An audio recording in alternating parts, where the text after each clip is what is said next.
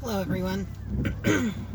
Sorry I'm a little hoarse today. The weather here in Minnesota has been a little chaotic. It was kind of warm yesterday, and today it's cold and rainy. But things are what they are. So I wanted to talk a little bit about community. There's a lot of things happening right now in the world at a broader level, but also in the nation that I reside in, the United States, that things are pretty chaotic right at the moment. Some people are happy, some people are upset, some are sad, some are mad, some are glad.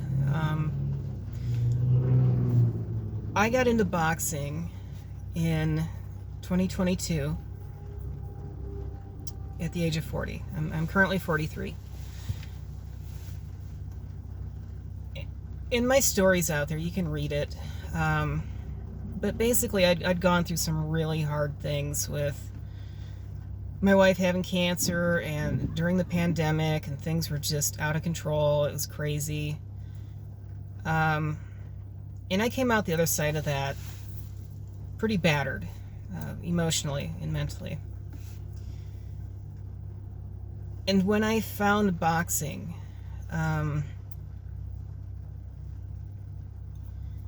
I didn't know that it was going to have a positive impact on my life. Like, I just wanted to do something different, and I'd listen to some stuff by Mike Tyson about some really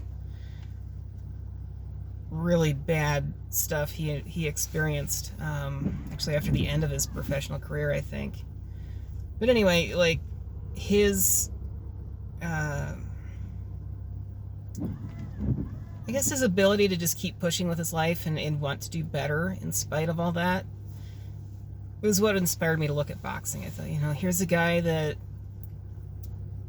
he's been through the roller coaster of life and is a better person in spite of all that. And, so I thought, and I knew he was a boxer. That was really all I knew. I didn't know anything really about boxing, except that people punch each other. Like, that was all I really knew about it. But I thought, well, maybe I'll look at boxing, see if maybe there's something in it for me. I could use some core work and stuff. Maybe I'll get fitter and lose some weight. That's why I got into boxing. So anyway, when I got into boxing, I was struggling with some PTSD and stuff related to the health struggles with my wife, and just some really bad things that had happened in my life. It was kind of the straw that broke the camel's back, going through all that. I'd already been through a lot of bad things in my life previously, and that was kind of what tipped me over the edge into a lot of struggles with PTSD. Like, daily I was having problems. So anyway, I was very skeptical that I would be accepted as a transgender person. And I ended up at I-Core Boxing because their logo literally said boxing is for everyone. And that, so I thought, well, out of the two gyms that were close to me and were actual real boxing gyms and weren't like boxing fitness gyms where, it's just like a cardio boxing or something, I thought that was probably the one I should go check out. And so that's how I ended up there. And I found acceptance there. Excuse me. And I didn't know it at the time, but there was actually another trans person that was training there. And I ended up becoming friends with him. And I was scared. I was really scared. I didn't know what people were going to think of me. I think it was the second time I was there. The coach had me just trying to land some hits on another woman that was just on defense. So, basically just kind of chase her around, see if you can land any punches on her. And it had me so nervous that somebody would know that I was trans and trying to punch this lady, even lightly. I was afraid. I was really afraid, like, people are going to hunt me down and, like, beat me up or something. Of course, none of that happened, but that's where your mind goes when you're kind of a marginalized person and you're seen as some kind of bad monster, I guess, in the sports world. So I was really scared. I saw every interaction as a potential for people to harm me. I was so paranoid, because even then, and this is before all the stuff with the election in 2024 and all the advertisements about trans women in sports, and the crazy stuff that happened with the Olympics with the two boxers that everybody was claiming were trans. And even at that time in 2022, people really viewed trans women, especially trans women, as, I don't want to say public enemy number one, but at least in the sports world, yeah. And so I was really scared, and so I had to have a talk with the coach, because I was so nervous. I thought about not going back after that one session with the one lady and just trying to land punches on her. He calmed me down, and I stayed. But long story short, the acceptance that I found in the community that I found at the gym and in boxing as a sport helped me to overcome some of the struggles I've been having with PTSD. And I still to this day don't understand it. I've discussed it with my therapist, and we don't really know why. But I was having panic attacks, like, almost daily. Like, shut me down, couldn't function. It was that bad. And that pretty much went away, largely. I mean, it wasn't completely gone, but I would go months without having one. And that happened within, 60 days, within a couple months of starting boxing. And, again, I don't know why. I don't know what boxing did, that fixed something in my wiring, but,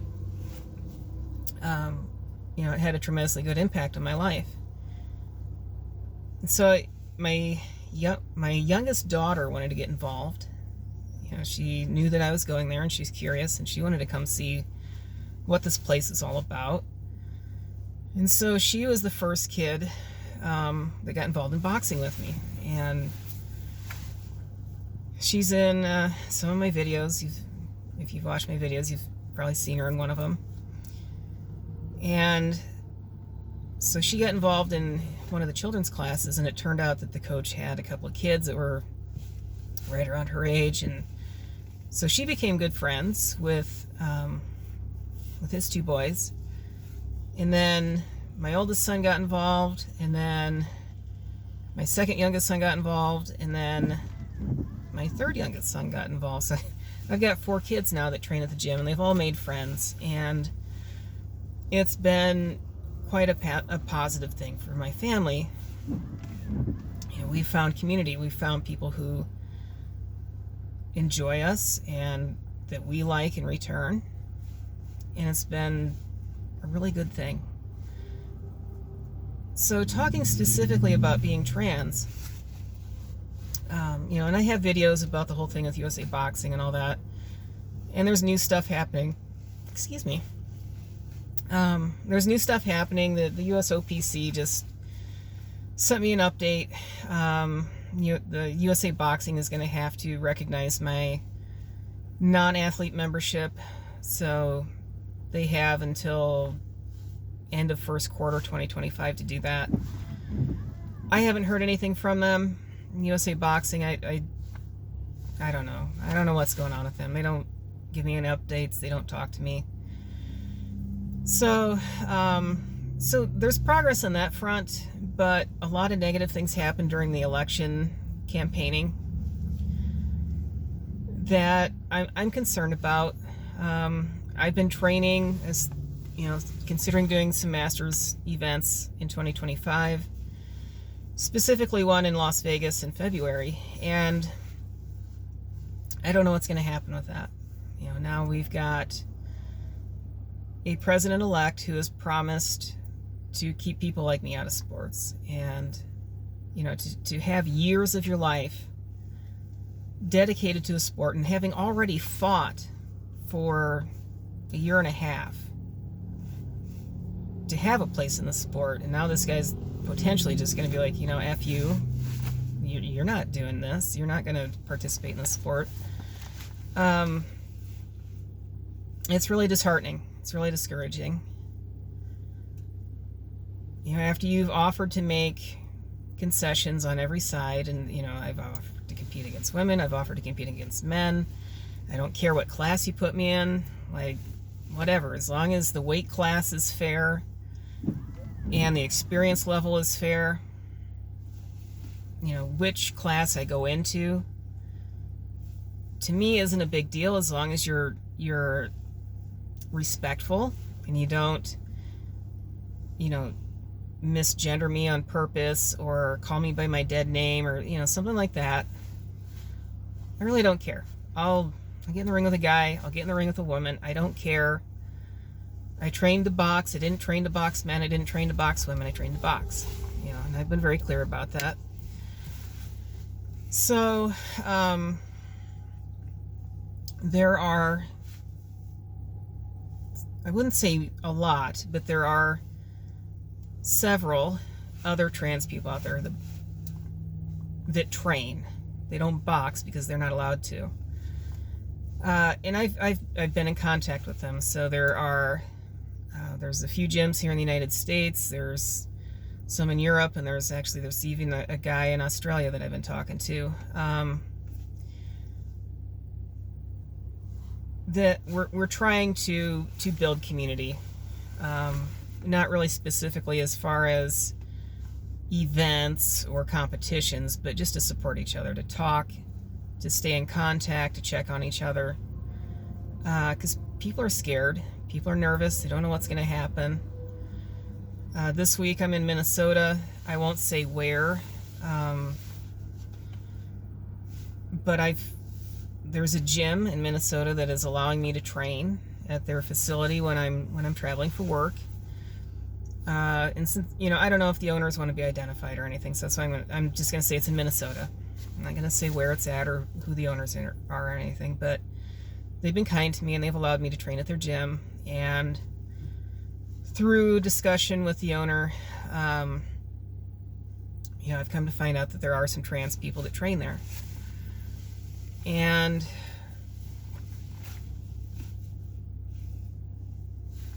at least on his side of everything, I think it's been helpful for him to have somebody come from somewhere else and be like, you know, hey, you know, these people you've got here aren't alone. And, you know, if you need somebody to talk to about all this, because I've been on the front lines of it for almost 2 years, you know, I'm available. Call me up, you got my phone number, you got my email, like, send me a message. Because people are nervous, they're scared. But what's interesting is queer people are taking an interest in boxing and combat sports in general following the election, because knowing how to defend yourself and fight your way out if you have to in a situation that turns violent is something that people are starting to think about. You know, my own personal philosophy, I don't have guns, I don't carry guns, I don't like guns, that's not my thing. You know, so I'm kind of glad that I got into boxing, because even though I didn't get into it for self-defense, I've got some skills that I've acquired. And if I get in a situation where somebody has a weapon, like, self-defense stuff probably isn't going to cut it. You know, if somebody's got a gun, they're going to shoot you before you can do anything. You know, but it's interesting to see that people are taking an interest in this. We've got several women, both queer and not queer, have been interested in some self-defense training at my home gym at ICOR, and we're considering doing some classes for that. You know, so people are seeking out new communities because they're seeing it's kind of a dangerous world out there, and they might need a community that can train them and support them and help them be prepared for the challenges that lie ahead. But overall, I've found a very good community in the boxing world. I know there's some bad people, and I've met some of them, but I think so far I've met more good ones than bad ones, and I think that says a lot. And if you're out there and you're like on the fence about all this stuff, I ask you to keep an open mind. There's a lot of people like me that are looking for solutions out there. I can tell you, I know of 2 coaches right now, both of whom are trans, by the way. They're looking for solutions too. They're looking for ways to keep their students engaged, the queer students and the trans people especially. And it's not all about, well, I'm a woman and I want to beat women up, and, you know, and all this crazy stuff you hear on TV. We've explored ideas ranging from trans-only events to even, like, we've even talked about things like just open events where there aren't any gender classes. And that has challenges, but, you know, we're exploring all options. We're looking at every angle, and we're trying to weigh the pros and cons of how do we keep people engaged in a sport that is potentially going to be forced into kicking people out. So, you know, we're looking at it from all angles, and it's not just, you know, this woke stuff that you hear. Everybody's got this idea of, you know, that we're just a bunch of crazies that want to hurt everybody. That's not the case. You know, we're woke in the sense that we're aware of the world around us. So until next time, I'm going to let you go because I'm running out of memory here. But bye.